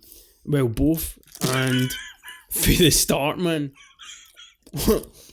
And we were up at the garages, up at the shops, and they managed to get this rope around me, and they got me up to the roof, and we were pulling everybody else up. And I was with my big cousins and that. And why are you going to the roof? Just to hang about on the roof? We were lingering, loitering, we were climbing things. No, that's fine. I was just wondering. I thought maybe there was like a mission. I thought this was a bank robbery or something. Young team was just out. They lifted me up. And then they said to somebody else, no, honestly, it'll be fine. We even got wee fat Kieran up. Oh, I remember sitting there. Are you alright? Probably with my chocolate bar, certainly with a sugary drinking. Cool. Green on the inside. Oh man, I'm so sorry that happened to you. I know for a fact I went home, rattled a big yazoo and watched a horror film and cried myself to sleep. Aye, that's horrible, man. Stuff like that's happened to me, like comments that like pure stick with you. Blart gets caught with the codes. Vec pure humiliates him again. Kevin James tries to do some acting here. He pulls hot sauce out, the hot sauce from earlier, and suddenly has this magic power or supernatural ability where he takes it out like he draws it. But before he does this, as you said, he tries to act. He says like, oh, everybody just thinks I'm a failure. Even my daughter thinks I'm a disappointment, I failed, blah, blah, blah. And we have this speech, which I suppose is supposed to give you some sort of emotion. And it just doesn't work because none of it is earned. No. At all. You're like, sorry to interrupt you, but it's just awful. And all this time, I'm just like, shoot him. Vec's on there with a gun, letting him get this speech. I'm just like, just shoot him. I would have just run there, he'd butted him, got the bamboo. And you're dying to use this bamboo. He's no fingernails left at this point. Oh man, it's totally. just bamboo. He looks like Freddy Krueger. He's right. Hot sauce. So he takes this hot sauce and he jangles it just like you do with a hot sauce, so that a little speck goes over and into his eye. You've never seen him do this before. No. Somehow he's got this. This following bit does work, however. This is a great Sandler-esque bit. He takes too long in doing anything with the follow-up. Yeah. So after he's done this, Vec is going, and he's kind of acting like it's a mild irritation. Paul looks round the room and he goes, yes, because it was such a cool shot. And he lingers so long, Vec just recovers. Yeah, and then takes Amy and his daughter runs away and he goes, oh, I should have done something. I'm sorry, that's brilliant. That is absolutely brilliant. But I wasn't laughing, but I was kind of like, that's kind of cute. It's just his, like, he looks He's so proud of himself. everybody, and And he's it's like, yeah. And they all look at him back. He's like, "Good job, Paul." And then he's like, then it just the scene, but it means nothing in the end. That's the best Aye. bit about it. It's kind of funny. Bobby Cannavale is going in, and he has this Waco look in his eye, man. He is going to take everybody out. A van charges out of the mall. It is Blart. It's the minivan that he ran into at the start. Yeah. Yeah. Blart keeps rolling the window down the wrong way. Why is this in the film? He can't get the window down. It's like this electric window, and he's like, press the other button. No, that's the wrong one. That kind of comedy is fucking pathetic. It feels like it's done. That's like a Charlie Chaplin bit, man. Like, Aye. if he had an electric motor one day. And I see if this joke works maybe if it's like an old man. Like, see the character, the dirty grandpa, the character that Johnny Knoxville played in Jackass. He can maybe do this because the joke is that he's so old and senile. It's just stupid, man. It's just wasting time in this movie. Cannavale and Blart team up despite their differences. Cannavale pays Blart some respect. Blart climbs out onto the roof. He tries to jump onto Vec's van. He is with Completely Amy. misses. Well, Vec just speeds up, and it's kind of funny. When Paul misses, Vec just laughs to himself. Yeah, but also he's dead if he misses this jump there. This is like a high speed chase. They're doing what, about 60, maybe 70 miles an hour. If we applied off that logic, he would be dead he would, like yeah. 50 times. You're in right, this, man. He's not even got a scratch on him. Like, even if he's got like a limp or like a broken arm or something. But not only that, he pops up and then we see him hop this fucking fence in the next scene. Have you seen this thing? This fence is like 12 foot high and he jumps over it. He does some parkour. Man, he runs over this airstrip as well. He trips, of course, because you can't just have him run out A of fat scene. guy running isn't funny. A fat guy falling, no, that's comedy. Even in a wide shot, you can't just let him leave the scene to get to the There next has to scene. be a gag in there. He fights Vec. This bit, man. Blart goes down and he's got this massive Ben Affleck style back tattoo. That's funny. Funny-ish. That means he got 2 tattoos that night that he was I think drunk. it's the one tattoo. It's just like you see further up his back. Obviously, it starts with Nessie's a tramp stamp, but further up, he's got this big like Yakuza entire back tattoo. It's like a big dragon or something like It's that. not a dragon. It's ridiculous. It's like a chicken or something like that. It's an eagle. He's got an eagle, It's a big and like, it's red eagle or something like that. done in that style. I thought that was really funny. I really did.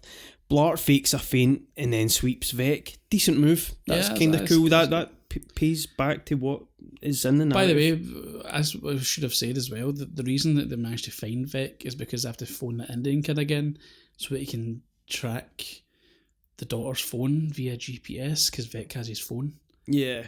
What the fuck, man? How convoluted does this need to be? Oh, very, because Bobby Cannavale now reveals he's been in on it the whole time. Very convoluted. Makes no sense. We could have ended the movie here. Like, see when they takes down Vec, put the handcuffs on him, credits. We have one more unnecessary twist, which lasts all 30 seconds. He is going to have Paul Blart's name written in his cell wall, and he's just going to punch it bare knuckle the rest of his life with long hair. Bobby There's a Cannavale. dark sequel when he gets released and he's just hunting down Paul. He's not getting. He's a cop. He's going to be a toilet in prison, man. Like, That's true, man. and Paul Blart's the one that took him down. Yeah. Every time he's getting slipped something, man, he's Oh, gonna you're be right. on a He's also hanging himself, isn't he? Brooks was here for he's him. gonna Brooks it, man. I don't think I'll stay. Permission to go for a push bar. You don't have to ask me. Make sure your man double bags. Last week you never double bagged. He's not a bag boy. He's a bag man. Remember, she's like that bag boy's taking forever because he's all tons. Aye. See, Neil, when he gets out of jail and Neil gets hit by a car immediately. Oh, he pure doesn't know about motors. It's hilarious. I would have took him and shoved bamboo up his fingernails. Oh, Brooks. Brooks and he's mad Raven or whatever. Man, this wasn't worth it for Bobby Cannavale, man. His life's going to be terrible now. This cannot be worth the cash. This old security guard takes the cop's gun and owls Bobby Cannavale. He does an owl from Die Hard. Yeah, he shoots him. But he shoots him in the arm or the hand or something like that. He drops his gun and then... Can I take a minute Yeah? to talk about how mental Al's story is in Die Hard? Oh, let us do, please. He shot a kid, man. He shot a kid. And John McClane isn't concerned about the kid or the kid's family. Doesn't he ask? He hears that story and he goes, oh, poor, Sorry, Al. Poor Polis, man. Poor Al. The kid was playing with like a toy plastic BB gun or something, or playing with like a Nerf gun, and Al sees it, freaks out and just shoots him and kills him. It was in a toy shop as well. It was weird. They didn't reveal that. Al's got this trauma, and do you know how he solves it? By shooting somebody. He smokes somebody at the end and he's better. By the way, it's weird. I just want to say that.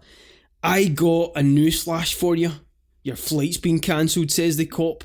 And then the old security guard says, that's better than anything I've got. As he says that, he looks at his notepad and he goes, that's a good joke. He does the classic, he licks his thumb and he's going through the notepad. He must have pages and pages of these jokes. I'd That's argue... kind of a good joke. I think that's excellent, totally excellent. There It just should have more been of that. played by the old guy Sandlord brings on board, is usually the coach or the dad. A dango do the dango do. It's usually Winkler, is it not? Winkler would have been good, but I would have liked the... What's his name? He's the dad in 51st Dates. Oh yeah, I forget. I know The who- farmer. And Yeah, the big What guy. He's boy? got a sort of big. He's a big wide boy. big white boy. He's the one and he says, because you were disrespectful. And he goes, were you disrespectful, boy? And he takes his belt off. That's Daddy, no! No, that's Mr. Deeds. Mr. Deeds, because remember he's negotiating the contract to him. Mr. Deeds is terrible, but there's like Hilarious. good but scenes in it, It is a man. bad movie, but it has John Turturro in that movie. Very sneaky. He just shows up behind him, and it's like supernatural how he can be in two places at once and all that. It's when he's washing his arse. So can you stop soaping your He's amazing. And he's got that big blonde wig. And he's got a necklace on. He's got a black eye. And he's because Winona Ryder beats him up so hard. and he's proper. Soaping his arse the entire time. He doesn't stop it. And then he's spying on them playing tennis and he gets hit. We get the classic morning after the incident from every movie. This was Hazy also in Die Hard 4. and it's God, every man, movie, yeah. It's snakes always in at, a like, plane. It's always at like sunrise. Well, it's always the event takes place at night and we cut day to night. It always happens like that. why? See, this doesn't make sense to me. I know that maybe You it's can't wait, an ambulance is coming, so you need to cut too, and they always do it for money. You're not paying for artificial lights. Nah, It's always money. Anytime you go, why did they do that during the day? For example, X-Men The Last Stand, when he transfers that bridge and it literally cuts to night in 2 seconds. Money. Always money. That's crazy. Isn't it nuts, That's man? mental, yeah. And it's your classic, hazy golden look, or heroes being bandaged up. He sees the babe. He walks towards her in slow motion. Funny scene. Is it? He walks He towards her in bumps slow into some motion. guy. 2 cops get in his way and he sort of bumbles in slow motion. Because he's clumsy and fat. Oh, who cares, man? Everything about this movie is just like, look how useless this guy is. Why am I supposed to care about this guy? I hate him. I hope Amy divorces him and she realises what a fucking loser he is. I hope she's Canadian or something, she needs a green card. And then when she marries him, she fucks off. He's got another Wayne, and she's in the sequel. Oh, and he just does it again. He in keeps on doing, airport. he's just got all these Waynes. Waynes, man. Got all these women that just needed him for Just a green card. Different ethnicities, And man. his mum's just like, what are you doing? Please stop. You've got 6 Waynes. You're addicted You've got a to Wayne this. of every race. I love it! Ah! He's still got bamboo up his fingernails. The Waynes end up being born like that. These horrible bamboo They're creatures. bamboo These Waynes. He has to cart them about. He was getting a birthday card for Amy. She's into Blart. That pays off well. That's a cool move. Pretty cool. I guess. The cops offer Blart a job and he turns it down. The man's a moron. The man is the money alone. Think about your fucking daughter. Your pension for your daughter. You could get stabbed in the neck protecting an Orange Julius, or stabbed in the neck protecting a statue somewhere that somebody that we need to protect, a really important statue. Yeah, totally. We'll not go there. But I think about your daughter, who you're apparently doing all this for. The guy goes, you know what, Blart, you're a good cop. I think you'd fit right in at my precinct. And says, do you know what? Nah, I think I'm better off being a mall cop. And it's just like, why? His salary would double instantly. This is his dream and that's job. just the starting salary. Oh, yeah. He would be happier, he would get self-confidence. His life would improve in every single way if he takes this job, but he doesn't take it because he wants to do the cool guy move in front of Amy. Fuck off, Paul Blart. Oh, I bet you he went home that night, they got it on, and he was on the phone the next day like, oh, please, can I get that job that you offered me? I said no in front of her, please. But like, I really need it. I'm desperate. I'm living with my mom. I need to go to that mall anymore. Paul Blart Mall Cop 2009, by the way.